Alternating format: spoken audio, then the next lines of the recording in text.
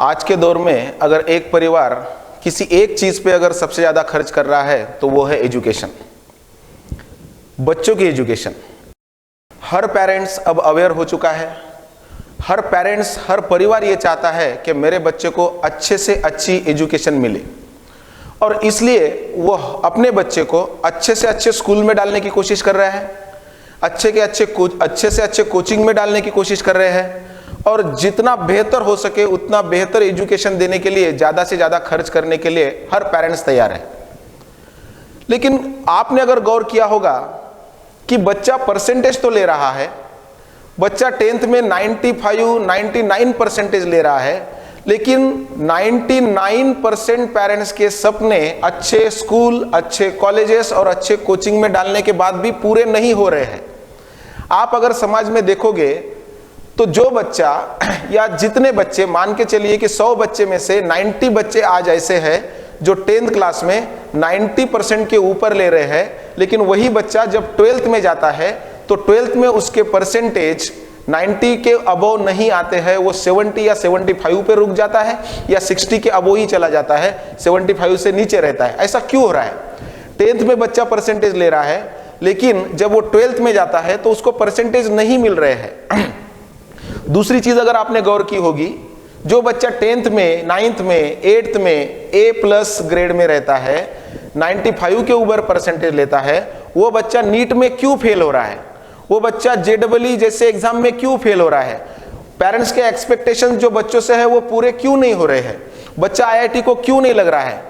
Parent चाहते हैं कि हम अगर अभी पैसा खर्च करेंगे तो हमारा जो बच्चा है, हमारी जो बच्ची है, वो मेडिकल गवर्नमेंट MBBS को लगेगी, एम्स को लगेगी, IIT को लगेगी, मेरा बच्चा NIT को लगेगा, अच्छे से अच्छे कॉलेज में लगेगा। लेकिन ऐसा नहीं हो पा रहा है। ये सोचने जैसी बात है कि अगर हम फर्स्ट क्लास से लेकर 10th क्लास तक कॉन्वेंट, अच्छे से अच्छी स्कूल, अच्छे से अच्छा कोचिंग, इस पे खर्च करने के बावजूद भी हमारा बच्चा क्यों बेहतर नहीं बन पाता एजुकेशन में? इसमें पेरेंट्स की गलती है, इसमें टीचर्स की गलती है, इसमें स्टूडेंट की कोई गलती नहीं है। ये आपको समझना पड़ेगा। मान के चलिए हमें प्यास लगती है और हमें प्यास लगने के बाद में हम कुआं खोदते हैं और समय पे कुआं खोदते हैं, और पेरेंट्स बच्चे के बारे में यही कर रहा है। जैसे मान के चलिए कि बच्चा अगर 10th में गया तो पेरेंट्स एकदम ऐसा जाग जाता है कि अरे मेरा बच्चा 10th में है, अब मुझे बहुत ज्यादा उस पर ध्यान देना पड़ेगा। जैसे ही बच्चा 11th या 12th में जाता है, ज्यादा से ज्यादा 12th में जाता है, तो पेरेंट्स एकदम जाग जाते हैं, परिवार पूरा एकदम जाग जाता है और जागने के बाद वो बच्चों पे ध्यान देते हैं, बेटा पढ़ाई कर, उठ बेटा पढ़ाई कर, अच्छे से अच्छी कोचिंग लगाओ, अच्छे से अच्छी ट्यूशन लगाओ, उस पे ज्यादा से ज्यादा ध्यान दो, पढ़ाई करो। ये बात ऐसी हो गई कि हमें प्यास लग गई और हमने कुआं खोदना शुरू किया। ये सब गलत है, ये पेरेंट्स की गलती है। आप उसको अच्छे से अच्छे स्कूल में डाल रहे हो, लेकिन स्कूल में जो एजुकेशन मिल रहा है उसमें एग्जाम होती है, एग्जाम में बच्चा लिखता है, याद करता है, सिर्फ मगप याद करो, और बच्चा जब एग्जाम को जाता है तो उसको लिख दो। याद करने से बच्चा बेहतर लिख पाता है, उसको परसेंटेज अच्छे आते हैं, लेकिन स्किल अगर आप देखोगे तो बच्चों का डेवलप नहीं होता। स्किल डेवलप होने के लिए जिस तरह के क्वेश्चंस पूछे जाने चाहिए वो क्वेश्चन स्कूली एग्जाम में या बोर्ड एग्जाम में नहीं पूछे जाते। आपने अगर गौर किया होगा, आपने अगर इंफॉर्मेशन निकाली होगी, तो बोर्ड की जो एग्जाम होती है उससे totally opposite pattern NEET, JEE, NDA, UPSC, MPSC या जो भी एग्जाम्स होती है, ऑब्जेक्टिव मल्टीपल चॉइस क्वेश्चंस की जो भी एग्जाम आती है, टोटली अपोजिट होता है। अगर आप देखोगे तो जो स्कूल में पूछा जाता है याद करके बच्चा लिख सकता है, लेकिन नीट या JEE जैसे जो एग्जाम्स है उसमें बच्चा याद करके नहीं लिख सकता। उसके पास अगर स्किल्स है, उसके पास अगर कंसेप्ट है तो ही बच्चा लिख पाएगा, नहीं तो बच्चा नहीं लिख सकता। कौन सा ऑप्शन करेक्टली उसको चूज करना है, ये बच्चे को 1 मिनट के अंदर वो सवाल पढ़ना होता है, 1 मिनट में उसको ऑप्शन चूज करना होता है, करेक्टली चूज करना होता है। नहीं तो जो नीट और JEE जैसी एग्जाम्स है, JEE मेंस, JEE एडवांस जैसी एग्जाम है, वो निगेटिव मार्क सिस्टम के ऊपर डिपेंड होती है। अगर आप गलती से भी कोई क्वेश्चन अगर गलत करते हो तो आपके मार्क्स माइनस में चले जाते हैं। मान के चलो एक आधा बच्चा अगर एग्जाम को जाता है और एग्जाम में जाने के बाद अगर वो ABCD मन से ही वो टोले लगा रहा है, मन से ही लिख रहा है, कुछ भी लिख रहा है, तो वहां पे अगर वो आंसर्स गलत होते हैं तो उसको नेगेटिव मार्क सिस्टम में चला जाता है। और नेगेटिव मार्क सिस्टम का ऐसा है कि अगर आपका एक आंसर गलत हो जाता है तो उसके मार्क वहां पे माइनस होते हैं। तो आपको ये सोचना पड़ेगा, ये समझना पड़ेगा कि एग्जाम का पैटर्न होता कैसे है। अगर आपका बच्चा इस साल 5th स्टैंडर्ड में है, 7th स्टैंडर्ड में है, तो आपको अभी से उसको प्रॉपरली नीट, JEE जैसी जो एग्जाम्स है वो कैसी होती है, उसका पैटर्न कैसा होता है, कैसे सवाल पूछे जाते हैं, जो स्कूल में पूछा जा रहा है या मान के चलो जो बोर्ड के एग्जाम में पूछा जा रहा है, क्या उतना ही हमारे लिए सफिशियंट है, उतना ही नॉलेज सफिशियंट है जिससे कि हमारा बच्चा MBBS होगा, डॉक्टर होगा, अच्छे से अच्छे एम्स जैसे या फिर अच्छे से अच्छे मेडिकल, गवर्नमेंट मेडिकल कॉलेज में लगेगा या फिर IIT या NIT में लगेगा? नहीं लगेगा अगर वो कंसेप्चुअली क्लियर नहीं है। हम क्या करते हैं मान के चलो आपका बच्चा 10th में गया या फिर 11th 12th में जाता है, तो आप नीट की प्रिपरेशन चालू कर देते हो, नीट के पेपर्स की प्रैक्टिस चालू कर देते हो, लेकिन बच्चों की जो कंसेप्ट है 5th क्लास से वो क्लियर नहीं है, उसके बेसिक कॉन्सेप्ट्स 5th क्लास से क्लियर नहीं है। तो उसकी वजह से क्या हो रहा है कि नीट के जो एग्जाम्स है वो समझ नहीं पाता, नीट के जो क्वेश्चंस होते हैं वो समझ नहीं पाता, उसमें कौन सी ट्रिक यूज करनी है वो समझ नहीं पाता, और इसके वजह से वो नीट की एग्जाम सॉल्व नहीं कर पाता। अगर आप देखोगे तो 20 लाख बच्चे एवरेजली नीट की एग्जाम देते हैं, लेकिन 1 ही lakh admission all over India government या प्राइवेट मेडिकल इंस्टीट्यूट में है। अगर मान के चलो 20 लाख बच्चे जो इंडिया के हैं JEE की एग्जाम देते हैं, JEE मेंस एडवांस जैसी एग्जाम देते हैं, सिर्फ 12 या 13 हजार IIT की सीट्स होती है। 20 लाख बच्चे एग्जाम दे रहे हैं और 12 या 13 हजार सीट्स है, तो हमारा बच्चा वहां पे लगेगा कब? जब उसके कंसेप्ट्स क्लियर हो, जब उसकी स्किल्स क्लियर हो, जब वो जो पढ़ा हुआ नॉलेज है वो अप्लाई कर सके। अगर मान के चलो वो पढ़ा हुआ नॉलेज अगर अप्लाई कर ही नहीं पाता है, तो वो IIT जैसे एग्जाम्स होते हैं, मेंस जैसी एग्जाम्स होती है, JEE मेंस जैसी एग्जाम होती है, उसके क्वेश्चंस वो सॉल्व ही नहीं कर पाता। तो पेरेंट्स से मुझे ये कहना है कि जब आपको प्यास लगती है तब कुआं खोदना बंद करो, यानी कि जब आपका बच्चा 10th में जाता है या जब आपका बच्चा 11th 12th में जा रहा है, तभी से उसकी अच्छी पढ़ाई के तरफ, उसके पढ़ाई के तरफ ध्यान देना, उसको अच्छे कोचिंग में डालना, या मान के चलो कि उसके तरफ ज्यादा ध्यान देना, उसके पीछे भागदौड़ करना, इससे आपका बच्चा बड़ा नहीं बन सकता। आपको थोड़ा पहले से शुरुआत करनी पड़ेगी। कैसे शुरुआत करनी पड़ेगी? मान के चलिए आपका बच्चा अगर 1st standard to 4th standard तक है, तो 1st से 4th स्टैंडर्ड तक अगर आपका बच्चा है तो आपको ओलंपियाड जैसी एग्जाम देनी पड़ेगी। ओलंपियाड्स जो एग्जाम्स होती है वो ऑब्जेक्टिव एग्जाम्स होती है, उसमें आपको ट्रिकी क्वेश्चंस होते हैं, उसमें दिमाग चलाना पड़ता है। अगर आपका बच्चा रटता है, याद करता है, तो आपका बच्चा अगर रटता है, याद करता है, तो वो उस टाइप के क्वेश्चन सॉल्व नहीं कर पाएगा। अगर उसको प्रॉपर अंडरस्टैंडिंग होती है कंसेप्ट्स की, अगर उसको साइंस की प्रॉपर अंडरस्टैंडिंग होती है, अगर उसको मैथ्स की प्रॉपर अंडरस्टैंडिंग होती है, तो ही ओलंपियाड जैसी जो एग्जाम्स है उसके वो क्वेश्चन सॉल्व कर पाएगा, अच्छे से सॉल्व कर पाएगा। अगर 1st स्टैंडर्ड से 4th स्टैंडर्ड तक आपका बच्चा है तो उसने हर साल ओलंपियाड की एग्जाम देना चाहिए। उससे क्या होगा कि उसमें जो क्वेश्चन पूछे जाते हैं उसको प्रैक्टिस हो जाएगी। उस प्रैक्टिस से आगे उसको पता चलेगा, उसके कंसेप्ट्स क्लियर होने लगेंगे, उसको पता चलेगा कि हमें किस टाइप के क्वेश्चन पूछे जा सकते हैं, हमें किस टाइप से कंसेप्ट क्लियर करने पड़ेंगे। सिर्फ याद करके नहीं होगा, सिर्फ रट के नहीं होगा, हमें कंसेप्ट समझ के लेना पड़ेगा, तो ही वहां पे वो आगे जाएगा। हो सकता है ओलंपियाड के एग्जाम में वो शुरुआत में फेल हो, उसको समझ में नहीं आएगा, उसको हार्ड जाएगा, लेकिन ट्राई करने से, शुरुआत करने से धीरे धीरे धीरे धीरे हर साल उसको समझ में आएगा कि आगे चल के नीट, MPSC, UPSC, NDA ये जो एग्जाम्स होती है इसमें दिमाग कैसे चलाना है। मतलब उसकी जो प्रैक्टिस है वो पहले क्लास से ही स्टार्ट हो चुकी है। उसको बॉदरेशन में नहीं लाना है, बच्चों को प्रेशराइज नहीं करना है। लेकिन अगर मान के चलो कि ओलंपियाड जैसी एग्जाम देने के लिए अगर वो ग्राउंड में उतरता है, कुछ ना कुछ उसकी प्रैक्टिस हो जाएगी, कुछ ना कुछ वो खेलेगा, और वो खेलने से उसको वहां पे आदत लग जाएगी कि हमें इस टाइप के एग्जाम के, इस टाइप के जो क्वेश्चंस होते हैं, इस टाइप की जो एग्जाम्स होती है उसमें समय पे क्वेश्चंस कैसे सॉल्व करने हैं, उसको ट्रिक कैसी यूज करनी है, उसको कंसेप्ट्स कैसे यूज करने हैं। मान के चलिए आपका बच्चा अगर 5th स्टैंडर्ड में है तो नवोदय और स्कॉलरशिप जैसी एग्जाम है, जो नवोदय और स्कॉलरशिप जैसी एग्जाम है कि जो देने के बाद बच्चे की मेंटल एबिलिटी बढ़ती है, क्योंकि नवोदय और स्कॉलरशिप में जो सवाल पूछे जाते हैं उसमें दिमाग चलाना पड़ता है।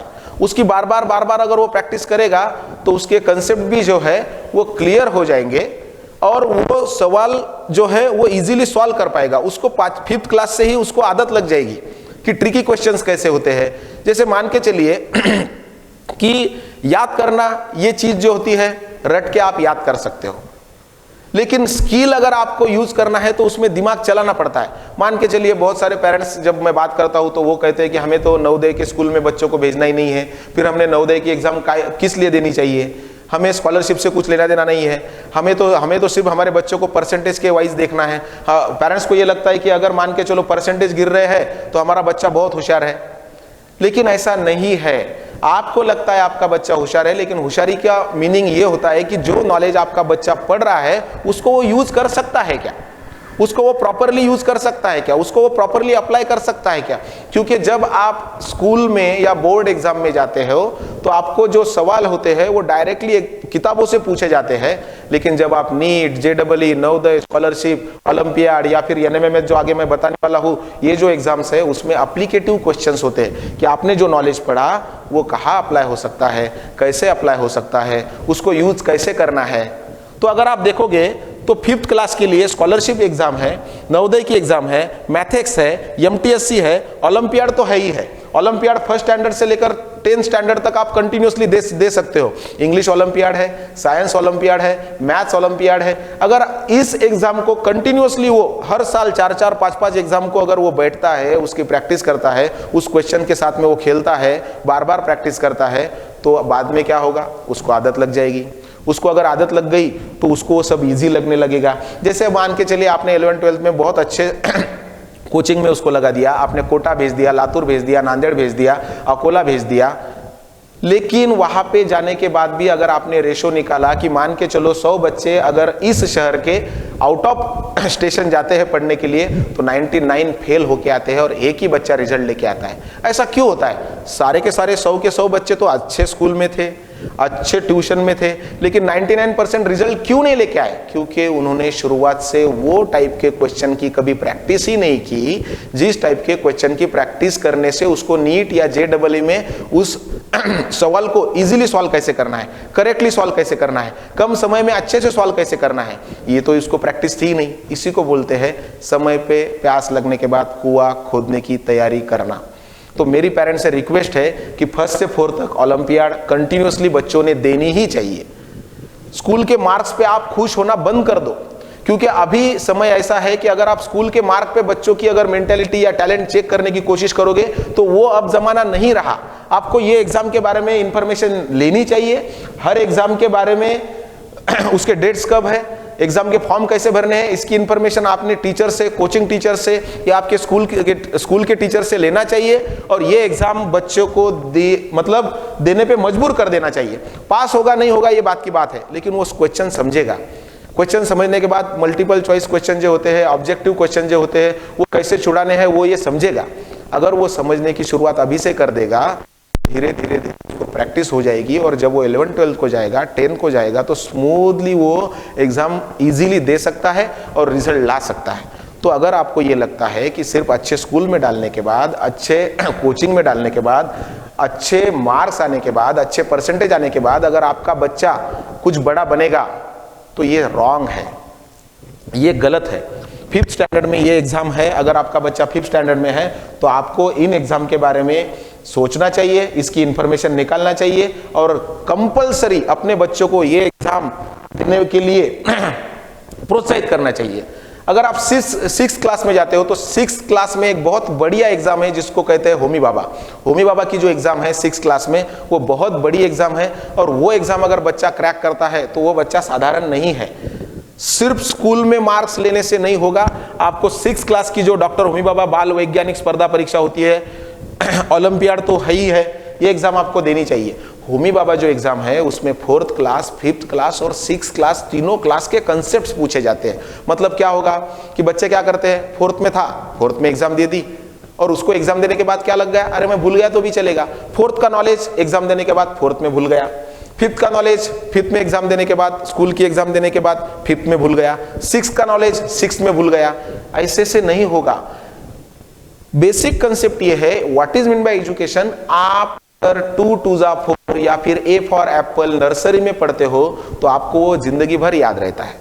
2 2 4 आप नर्सरी में KG 1 में पढ़ते हो, वो आपको जिंदगी भर याद रहता है। लेकिन हमने 5th में क्या पढ़ा, 5th में भूल गए, 6th में क्या पढ़ा, 6th में भूल गए। ऐसा क्यों हो रहा है? क्योंकि जिस इंटेंशन से, जो केयरफुली, जितना केयरफुली हमने नर्सरी में पढ़ा था, उतना केयरफुली हमने कभी 4th या 5th में कभी पढ़ा ही नहीं है।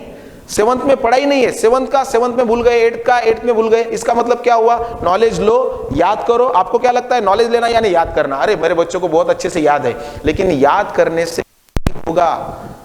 तो डॉक्टर होमी बाबा की जो एग्जाम है, अगर आपका बच्चा देता है, मान के चलिए पास होना फेल होना ये बात की बात है, लेकिन उसको अभी से प्रैक्टिस होना चालू हो गया। धीरे धीरे उसकी प्रैक्टिस बढ़ेगी, धीरे धीरे उसके कंसेप्ट क्लियर हो जाएंगे, धीरे धीरे उसको समझ में आ जाएगा कि अरे अपन जिस तरीके से सिर्फ याद करने की कोशिश कर रहे हैं, मार्क लेने की कोशिश कर रहे हैं, वो सब गलत है। कंपटीशन तो अलग ही लेवल पे है। अगर आप किसी बच्चे को एम्स में लगते हुए देखते हो, नीट में 720 आउट ऑफ 720 लेते हुए देखते हो, जो बच्चा JEE मेंस में क्वालिफाई होता है, उसके बाद में एडवांस में भी क्वालिफाई होता है, IIT के इंटरव्यूज में भी क्वालिफाई होता है, वो बच्चा सिर्फ 11th 12th में पढ़ाई नहीं कर रहा होता है। वो बच्चा फर्स्ट स्टैंडर्ड से लेकर धीरे धीरे आगे बढ़ता है, और उसको इस तरीके से फिर आदत हो जाती है कि हर सवाल को, हर कंसेप्ट को, जो किताब है उसको अलग ढंग से देखने की उसको आदत लग जाती है। आप अगर 7th क्लास में जाओगे तो 7th क्लास में देखोगे कि ओलंपियाड आपके पास है। 8th क्लास में जाने के बाद में एक बहुत अच्छी एग्जाम है जो जिसको हम कहते हैं NMMS नाम की एग्जाम जो है वो हर बच्चे ने देनी चाहिए। RMO जो है, रीजनल मैथमेटिक्स ओलंपियाड, ये एग्जाम भी बच्चों ने देनी चाहिए। तो पेरेंट्स को तो इसके बारे में पता ही नहीं है। पेरेंट्स को लगता है अच्छे स्कूल में डाल दिया, हो गया, अच्छे कोचिंग में डाल दिया, हो गया, बच्चों को अच्छे मार्क आ रहे, हो गया। लेकिन नहीं, जिस तरीके से पेरेंट्स को ये मालूम है कि 11th 12th में जाने के बाद मेडिकल को जाने के लिए, मेडिकल कॉलेज में एडमिशन लेने के लिए नीट जैसी एग्जाम है, इंजीनियरिंग में एडमिशन लेने के लिए MS CET जैसी एग्जाम है, JEE जैसी एग्जाम है, वो तो पेरेंट्स को मालूम है। लेकिन पेरेंट्स को अगर हमारा बच्चा 5th क्लास में है, 6th क्लास में है, 7th क्लास में है, तो नीट JEE लेवल की एग्जाम 6th क्लास में भी होती है, जो कि 6th क्लास के सिलेबस पे आधारित होती है। 7th क्लास के सिलेबस पे आधारित रहने वाली भी एग्जाम्स है। 8th क्लास के सिलेबस पे आधारित रहने वाली आपके पास 1 2 3 4 5 6 7 एग्जाम्स है। ये एग्जाम अगर मान के चलिए बच्चा देता है, तो आपको पता चलेगा कि सच में आपका बच्चा होशियार है या फिर सिर्फ वो याद कर रहा है, रट रहा है, सिर्फ वो लिख के देख रहा है बार बार, वो उसने याद कर लिया और एग्जाम में जाके उसने डाल दिया, नॉलेज उसने उतार दिया और भूल गया। अगर ऐसा हो रहा है तो बच्चा बनेगा कैसा? मतलब आप क्या कर रहे हो, पैसा खर्च कर रहे हो, लेकिन प्रॉपर तरीके से ना खर्च करने की वजह से पैसा वेस्ट हो रहा है, समय वेस्ट हो रहा है, बच्चे की जिंदगी भी वेस्ट हो रही है, आपके एक्सपेक्टेशंस भी वेस्ट हो रहे हैं। तो मेरा कहना क्लियरली ये है कि अगर आपका बच्चा आप डेवलप होते देखना चाहते हो, अगर आपके बच्चे को आप सक्सेसफुल होते आपको देखना है, तो आपको अच्छे तरीके से शुरुआत से शुरू करना पड़ेगा, पहले से शुरू करना पड़ेगा। समय पे कुआं खोदने से नहीं होगा, सिर्फ 10th में ध्यान दोगे, सिर्फ 11th 12th में ध्यान दोगे तो नहीं होगा, बच्चा फेल हो जाएगा। मान के चलो कि आपने उसको तैरना सिखाया नहीं और 11th 12th में जाने के बाद डायरेक्ट उसको आप समंदर में फेंक के दे रहे हो, क्योंकि नीट JEE जैसी जो एग्जाम्स है वो समंदर जैसी है, बहुत सारा बड़ा सिलेबस है, और वो बड़ा सिलेबस अगर बच्चे को कवर करना है और उसको उसकी आदत ही नहीं है, तो उसको पहले तैरना कुएं में सिखाना पड़ेगा, धीरे धीरे उसको नदी में उतारना पड़ेगा, धीरे धीरे ऐसा करते करते उसको हमें समंदर में उतारना पड़ेगा। 11th 12th में आप डायरेक्टली उसको समंदर में फेंक दे रहे हो, उसको तो उसकी आदत ही नहीं है, और आप एक्सपेक्ट कर रहे हो कि मेरा बच्चा जो है वो नीट में क्वालिफाई होना चाहिए, 720 लेना चाहिए, और अगर मैं मान के चलो किसी कोटा में जाऊंगा, लातूर में जाऊंगा, नांदेड़ में जाऊंगा तो मेरा रिजल्ट आएगा। ये सारी चीजें गलत है, ये कंसेप्ट ही गलत है। तो मेरी पेरेंट्स से रिक्वेस्ट है, मेरी स्टूडेंट से भी रिक्वेस्ट है कि आप इन सब एग्जाम के बारे में इंफॉर्मेशन निकालो। 9th क्लास में अगर आप जाओगे तो 9th क्लास में भी मान के चलिए कि डॉक्टर होमी बाबा फिर से है। ये एग्जाम बहुत सुपेरियर एग्जाम है।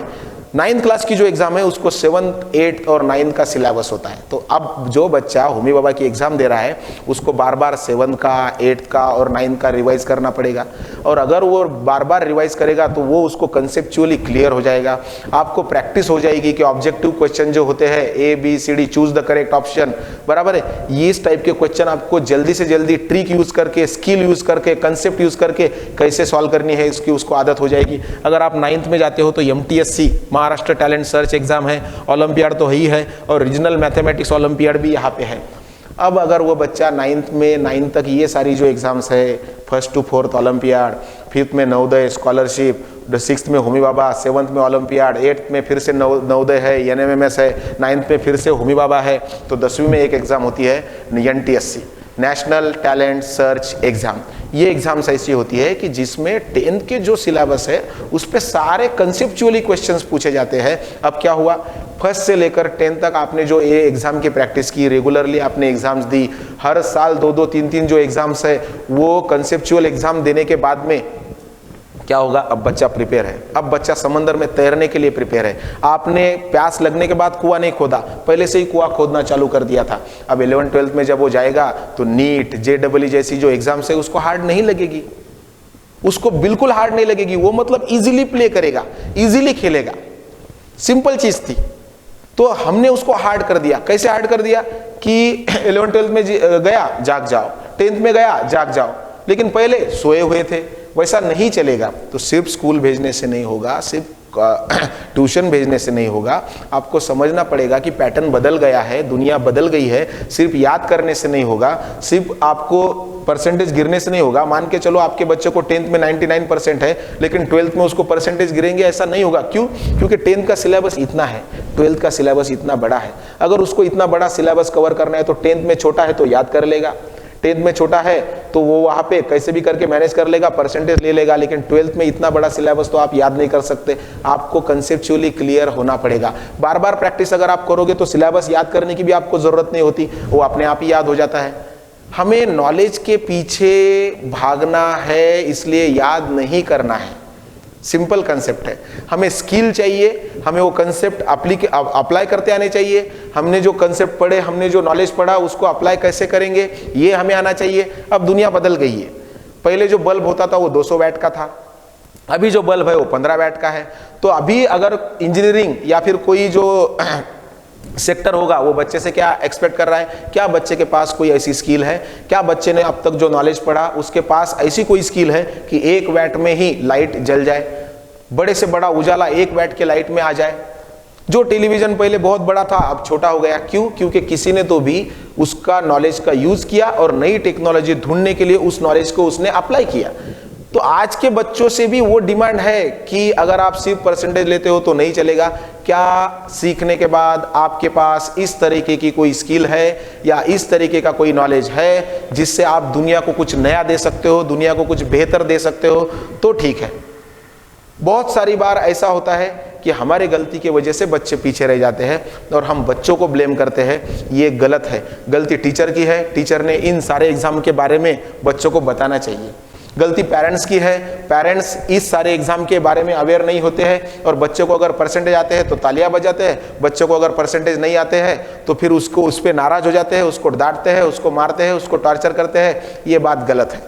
आप क्या कर रहे हो कि आपके दिल से, पेरेंट्स के दिल से पेरेंट्स बच्चों को ट्रीट कर रहे हैं, ये गलत है। एक प्रॉपर इंफॉर्मेशन आपको अच्छे टीचर से, अच्छे कोचिंग से, अच्छे स्कूल से लेनी चाहिए कि मैं मेरे बच्चे को कैसे ट्रीट करूं कि जो मैं पैसा बच्चे पे इन्वेस्ट कर रहा हूं वो प्रॉपरली उसके यूज में आए, उसकी जिंदगी बने। हमें बच्चों को इस एग्जाम, अगर ये एग्जाम अगर आप देते हो तो बच्चों को प्रेशराइज करने की जरूरत नहीं। धीरे धीरे आपका बच्चा इस तरीके से प्रोग्रेस करेगा कि नीट और JEE जैसी एग्जाम उसको स्मूथली दे पाएगा, उसको वो खेल लगने लगेगा, उसको वो हार्ड नहीं लगेगा। तो मेरा कहना यह है कि कंसेप्चुअल स्किलफुल अगर टीचिंग है तो ही बच्चा बनेगा, नहीं तो बच्चा नहीं बनेगा। पेरेंट्स से मेरी रिक्वेस्ट है कि हर साल ये जो एग्जाम्स होती है और बहुत सारी एग्जाम होती है, आगे हम आपको और जानकारी देंगे, लेकिन ये बेस्ट है। अगर आप इतना भी करते हो तो भी बच्चा बनेगा। लेकिन मैं देख पाता हूँ कि होमी बाबा की एग्जाम पूरे वाशिम डिस्ट्रिक्ट में सिर्फ 300 या 500 बच्चे दे रहे हैं। NMMS जैसी एग्जाम जो है पूरे वाशिम डिस्ट्रिक्ट में 300 या 500 बच्चे दे रहे हैं। इससे नहीं होगा, सबको देना पड़ेगा। ये एग्जाम सबके लिए है। आपको नवोदय को बच्चा नहीं भेजना है, मत भेजिए, लेकिन एग्जाम देने में क्या प्रॉब्लम है? एग्जाम देने के बाद अगर वो पास होता है या फेल होता है ये भी बाद में देखेंगे, लेकिन अगर वो एग्जाम देता है तो उसको क्वेश्चन तो समझ में आएंगे, आंसर तो समझ में आएंगे, मेंटल एबिलिटी तो उसकी बढ़ेगी, उसकी स्किल तो बढ़ेगी, उसका कॉन्फिडेंस तो बढ़ेगा। लेकिन अगर हम ये नहीं कर रहे हैं तो आपका बच्चा नहीं बन सकता। तो मेरी पेरेंट्स से रिक्वेस्ट है कि ये सारी जो चीज़ें यहाँ पे दिखाई गई है उसके बारे में एक बार समझ ले और उसको अप्लाई करने की कोशिश करें। Thank you.